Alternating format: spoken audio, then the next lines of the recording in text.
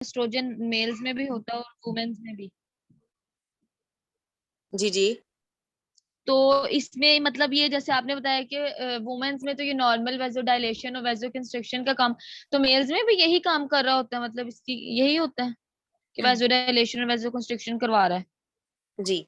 अच्छा, इसका जो है, जो मैंने आपको बताया कि एस्ट्रोजन लेवल ऑब्वियसली मेल के अंदर प्रेजेंट होता है, लेकिन एज कम्पेयर टू फीमेल कम होता है। सिर्फ एस्ट्रोजन ठीक है। लेवल हमारी वेजोकंस्ट्रिक्शन और वेजोडाइलेशन को टैकल नहीं कर रहा होता, और बहुत से ऐसे हार्मोन्स हैं और बहुत से ऐसे एंजाइम्स हैं, ठीक है, केमिकल्स हैं हमारी बॉडी के अंदर, जो कि बायोकेमिकल्स, जो कि हमारी वेजो कंस्ट्रक्शन को हेल्प आउट कर रहे होते हैं। हमारी जो एंडोथीलियल लेयर, जो मैंने आपको बताया कि इंटिमा लेयर है, ठीक है, वो क्या करती है कि वो नाइट्रिक ऑक्साइड एक हमारा वेजो डायलेटर है, ठीक है, नाइट्रिक ऑक्साइड, उसको भी रिलीज कराती है। उसको रिलीज कराने का भी यही मकसद होता है कि जब वेजल्स को डायलेट करने की कंडीशन आए तो वो उसको डायलेट कर दे, ठीक है। एस्ट्रोजन जो है वो हेल्दी वेजल्स के लिए बहुत जरूरी होता है, लेकिन सिर्फ एस्ट्रोजन ही इसको कंट्रोल नहीं कर रहा होता, और बहुत से फैक्टर्स होते हैं जो कि वेजो डायलेशन और वेजो कंस्ट्रक्शन को डील कर रहे होते हैं। तो अब वो फैक्टर्स तो फीमेल में भी प्रेजेंट है और मेल में भी प्रेजेंट है, लेकिन फीमेल में एस्ट्रोजन की अमाउंट थोड़ी सी बड़ी हुई होती है, तो इस वजह से सिर्फ एस्ट्रोजन फैक्टर की वजह से जो है वो फीमेल का चांस कम होता है एथेरोस्क्लेरोसिस का। ओके, ठीक है थैंक यू। जी। यहाँ तक कोई और क्वेश्चन? मैं आपको छोटा सा एक ओवरव्यू दे दूं इसके ऊपर कि डिफरेंट रिस्क फैक्टर्स की हमने बात की है एथेरोस्क्लेरोसिस के अंदर। स्मोकिंग करते हैं लोग और ओबीज होते हैं, डायबिटीज होती है पेशेंट्स को, एलडीएल लेवल बहुत इंक्रीज हुआ होता है, लिपिड प्रोफाइल जो है वो डिस्टर्ब होती है पेशेंट्स की, ठीक है। उसके अलावा जो है बंदे के अंदर ओबेसिटी हो तो उसका बीएमआई भी बढ़ा हुआ होगा।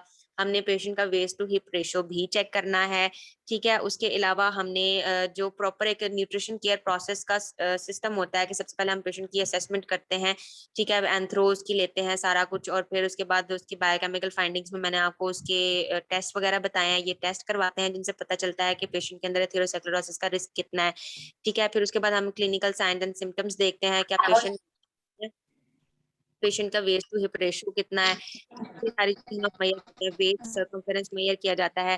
फिर हम उनकी डाइटरी रिकॉल लेते हैं कि उनकी डाइट में ऐसी क्या चीज है जो उनका फैट जो है वो ज्यादा बढ़ा रही है, ठीक है। तो अगर उनकी डाइट के अंदर सैचुरेटेड फैट जो है वो ज्यादा है तो ऑब्वियसली फिर हमें उनके फैट को कम करना पड़ेगा, ठीक है। फिर उनकी न्यूट्रिशन मैनेजमेंट मैंने आपको बताई कि हमने सबसे पेशेंट को जो है वो लाइफस्टाइल मॉडिफाई करते हैं, कि उसकी जो है वो डाइटरी सबसे पहले मैनेजमेंट करते हैं, जिसमें मैंने आपको डैश डाइट बताया, मेडिटेरेनियन डाइट बताया, ठीक है। और उसके बाद जो है हमने उनकी एक्टिविटी को मेंटेन करना होता है, उनके स्ट्रेस लेवल्स को मेंटेन करना होता है, उनके बीएमआई को कंट्रोल करना होता है। डायबिटीज है तो शुगर लेवल्स को मेंटेन करना होता है, अगर बंदे को पहले ही हाइपरटेंशन है तो उसकी हाइपरटेंशन को भी मेंटेन करना होता है, ठीक है। This was all about atherosclerosis. अगर किसी को कोई क्वेश्चन पूछना है, समझ नहीं आई, तो I am here, do ask me.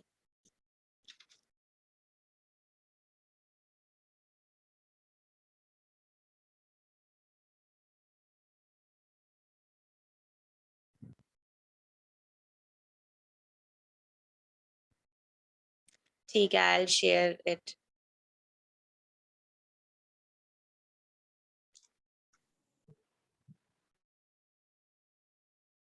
I hope so कि ये टॉपिक आपके लिए बेनिफिशियल रहा हो, आपको जो है वो एक नई चीज सीखने को मिली हो। आप लोग काइंडली अपना माइक ऑन करके मुझसे क्वेश्चंस पूछ लें।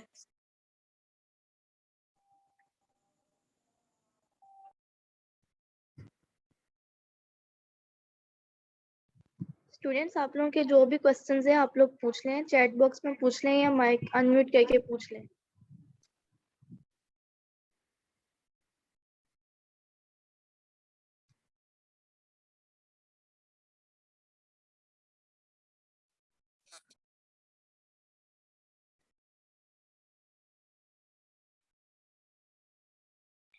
अच्छा युमना, आपका क्वेश्चन है ma'am, please define DMI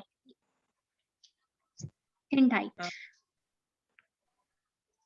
BMI in, मुझे एक्चुअली क्वेश्चंस जो हैं वो डिफाइन डीएमआई। और BMI आप पूछ रही हैं?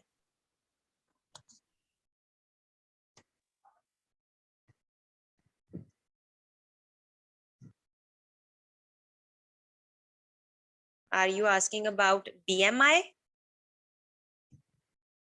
ये किसका मैसेज है? यमुना का।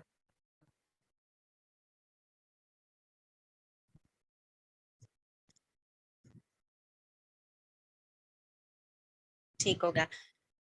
BMI बेसिकली हमारी जो है वो अकॉर्डिंग टू हाइट जो है, हमारा वेट जो है वो नॉर्मल है या नहीं है, ये चीज BMI जो है वो बताता है।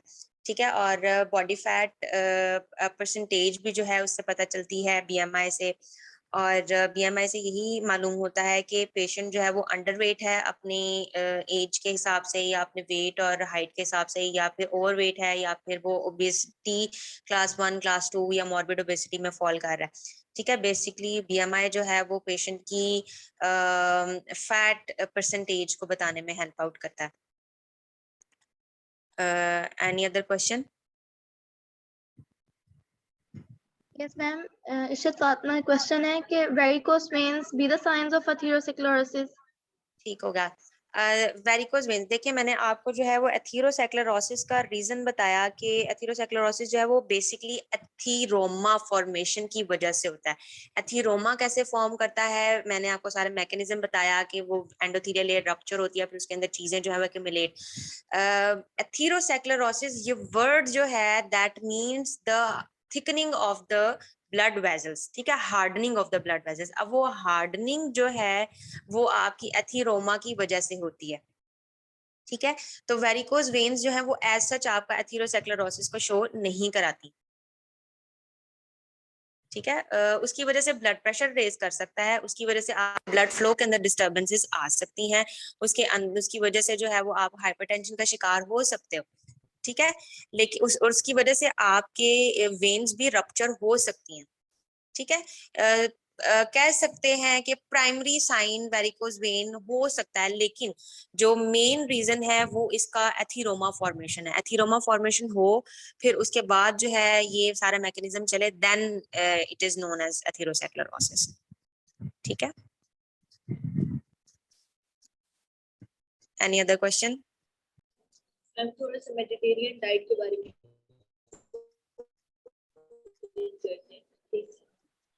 मैम मेडिटेरियन डाइट एक्सप्लेन कर दें। मुझे आपकी आवाज नहीं आ रही। कोई क्वेश्चन पूछ रहा था? Yes ma'am, Mediterranean diet explain कर दें, एक स्टूडेंट ने पूछा है। मेडिटेरेनियन डाइट, जी। मेडिटेरेनियन डाइट बेसिकली जो है वो हमें उसमें हमने फोकस करना होता है फ्रूट्स एंड वेजिटेबल्स के ऊपर।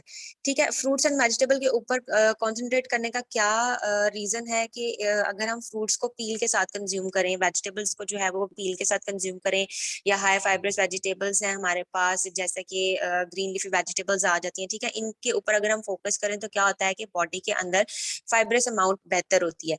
इनके अंदर बहुत ज्यादा एंटीऑक्सीडेंट्स होते हैं जो कि हमारी बॉडी के अंदर जाके डिफरेंट जो फ्री रेडिकल्स हैं वो मूव कर रहे होते हैं, तो उसको जो है वो हेल्प आउट करते हैं, उनको बॉडी से एलिमिनेट कराने में। ठीक है, और उसके अलावा जो है मेन फोकस होता है इनका ओमेगा 3 ओमेगा 6 पे। ओमेगा 3 ओमेगा 6 जो है वो हमारे पास पॉलीअनसैचुरेटेड फैटी एसिड्स में आते हैं। पॉलीअनसैचुरेटेड फैटी एसिड्स का मतलब ये होता है कि वो लिक्विड फैट्स बेसिकली होते हैं वो। ठीक है, बिल्कुल। और क्या करते हैं वो कि उनके अंदर HDL की अमाउंट ज्यादा होती है, हाई डेंसिटी लिपोप्रोटीन की अमाउंट ज्यादा होती है। हाई डेंसिटी लिपोप्रोटीन क्या करता है, हमारी बॉडी का हेल्दी फैट है जो कि हमारी बॉडी के अंदर एबनॉर्मल कोलेस्ट्रोल की एक्यूमुलेशन नहीं होने देता, जबकि कंपैरेटिवली LDL क्या करता है, वो कोलेस्ट्रोल को पकड़ता जाता है और हमारी बॉडी के अंदर जो है वो डिपॉजिट कराता जाता है। ठीक है, जिसकी वजह से हाइपरलिपिडीमिया एथेरोस्क्लेरोसिस के चांसेस बढ़ जाते हैं। ठीक है, एक तो फाइबर कंटेंट हो गया, फ्रूट्स एंड वेजिटेबल्स हो गए, उसके अलावा जो है वो हमारे पास नट्स ऑयल हैं जिसमें ओमेगा 3 ओमेगा 6 का मैंने आपको बताया। ठीक है, इसके अलावा जो है इस डाइट के अंदर फर्स्ट ऑफ ऑल एक्टिविटी को बहुत ज्यादा देखा जाता है, फिर फ्रूट्स एंड वेजिटेबल को देखा जाता है, फिर ओमेगा 3 ऑयल्स को देखा जाता है, फिर उसके बाद डेयरी प्रोडक्ट्स को देखा जाता है, फिर लास्ट पे जो है वो मीट प्रोडक्ट्स को देखा जाता है। ठीक है। और मीट प्रोडक्ट में भी वो प्रेफर करते हैं कि आप फिश कंज्यूम करें या लीन मीट कंज्यूम करें, जैसे जिसमें चिकन आ जाता है, टर्की आ जाता है, या फिर अगर किसी को मटन बहुत ही ज्यादा पसंद है, कोई इसके बगैर नहीं बच सकता, तो फिर उनके भी लीन कट्स हम उनको जो है वो देते हैं। लेकिन वो भी वीक में जो है वो 1 टाइम, और उसका सर्विंग साइज आपको पता होगा कि वन पाम, जो ये जो पाम है हमारे हाथ की, उसकी जो 1 पीस है उसके अकॉर्डिंग वो हम लोग उनको जो है वो रेकमेंड करते हैं। ठीक है। रेड मीट तो टोटली हम लोग अवॉइड करा देते हैं, लेकिन अगर किसी को बहुत ज्यादा पसंद हो तो हमने पेशेंट की लाइक्स एंड डिसलाइक्स को भी तो देखना होता है। ठीक है। तो अगर किसी की फैमिली में बहुत ज्यादा ये बनता है तो फिर उसके लिए क्या चॉइस होनी चाहिए, तो वो ये है। इसके अलावा मैम एक स्टूडेंट का क्वेश्चन है, can we live a long life with atherosclerosis? बच्चे 1 मिनट, मुझे आपकी आवाज नहीं आ रही, शायद मेरा अटेंडेंस में इशू है। मैम मैं रिपीट कर देती हूँ, एक स्टूडेंट का क्वेश्चन है, can we live a long life with atherosclerosis? बिल्कुल हम रह सकते हैं, लेकिन अगर हम अपनी डाइटरी मैनेजमेंट करें तो। अगर हम अपना डाइटरी मैनेजमेंट नहीं करते तो एथेरोस्क्लेरोसिस कैन बी फैटल। ठीक है। सडन बेसिकली हम लोगों को एथेरोस्क्लेरोसिस का इशू बचपन से भी हो सकता है। आहिस्ता आहिस्ता आहिस्ता आहिस्ता हमारी वेन्स रप्चर होती हैं, आहिस्ता आहिस्ता जो है वो मजीद कॉम्प्लिकेशंस आती हैं। तो एथेरोस्क्लेरोसिस जो है वो हमने अक्सर सुना होगा कि जवान लड़का था या जवान लड़की थी, उसको हार्ट अटैक हुआ अचानक और उसकी डेथ हो गई। उसके पीछे यही रीजंस होते हैं कि उनके अंदर एथेरोस्क्लेरोसिस का प्रोसेस चल रहा होता है, लेकिन वो पता ही नहीं होता किसी को। वो सब कहते हैं जी जवान है, इसको क्या मसला हो सकता है, बिल्कुल ठीक है ये, लेकिन ये रीजन हो सकता है। हम बिल्कुल इसके साथ रह सकते हैं, जैसे हम डायबिटीज के साथ रह सकते हैं। ठीक है। लेकिन उसकी डाइटरी मैनेजमेंट करके, अपना लाइफस्टाइल मॉडिफाई करके हम कर सकते हैं। बिल्कुल योगा जो है ये भी बेनिफिशियल हो सकता है। देखो योगा के साथ क्या होता है कि हमारे हॉर्मोन्स जो हैं वो बैलेंस पे आते हैं। ठीक है। हॉर्मोन्स बैलेंस में आएंगे तो क्या होगा कि जिस तरह मैंने आपको बताया कि नाइट्रिक ऑक्साइड जो कि एक वेजोडाइलेटर है, ठीक है, तो वो जो है वो अपनी जगह पर प्रॉपर तरीके से जा पाएगा, वो अपना फंक्शन प्रॉपर तरीके से परफॉर्म कर पाएगा। तो yoga can also be very helpful for atherosclerosis.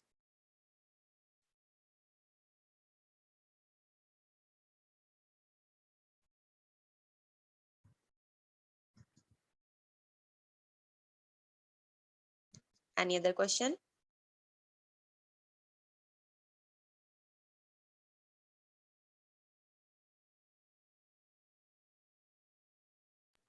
अगर आप लोगों का कोई क्वेश्चन है तो आप प्लीज पूछ लें।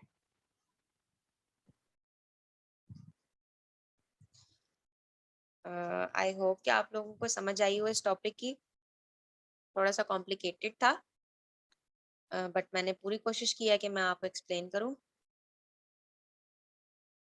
बिल्कुल जो है मेडिकेशंस इसको अफेक्ट कर सकती हैं। देखो मेडिकेशंस जो है वो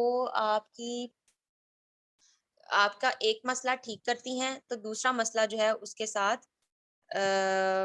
जो है वो उस मसले को कॉज कर देती हैं। ठीक है। स्टमक इशू हो जाते हैं और इस तरह की बहुत सारी चीजें। और उन मेडिकेशंस के अंदर जो है वो केमिकल्स भी होते हैं, तो हो सकता है कि आपकी बॉडी उसके खिलाफ जो है वो रिएक्ट कर जाए, और इस तरह से आपकी वेसल्स जो है वो इफेक्ट हो जाती हैं इससे, मेडिकेशन से भी। एस्पिरिन बेसिकली हम अपनी लेमैन लैंग्वेज में बोलते हैं कि इसको ब्लड थिनर भी बोला जाता है, कि आप एस्पिरिन ले लो, डिस्प्रिन ले लो, तो उससे क्या होता है कि खून पतला हो जाता है। ठीक है। फॉर द टाइम बीइंग, जब तक एस्पिरिन का जो है वक्त रहता है, ठीक है, जब तक वो अपनी हाफ लाइफ को या अपनी जो है वो फुल लाइफ को नहीं पहुंच जाती, जब तक वो बॉडी से एक्सक्रीट आउट नहीं हो जाती, तब तक उसका लाइफ स्पैन है बॉडी के अंदर, तब तक जो है वो आपका वो ब्लड फ्लो को नॉर्मल रखने में हेल्प आउट कर सकता है। ठीक है। लेकिन आप इसको कंज्यूम करते रहोगे करते रहोगे करते रहोगे, वक्ती तौर पर आपको फर्क पड़ेगा, लेकिन उसके बाद फिर से जो है वो आपको इफेक्ट दोबारा पड़ सकता है। और एस्पिरिन का आपको पता है, एस्पिरिन जो है वो ज्यादा कंज्यूम करने से हम लोगों को स्टमक अल्सर्स हो जाते हैं। ठीक है। Okay, ma'am, thank you so much. You explained very well and served us more than what we imagined to have. Dear participants, the event has been terminated. Thank you for your participation.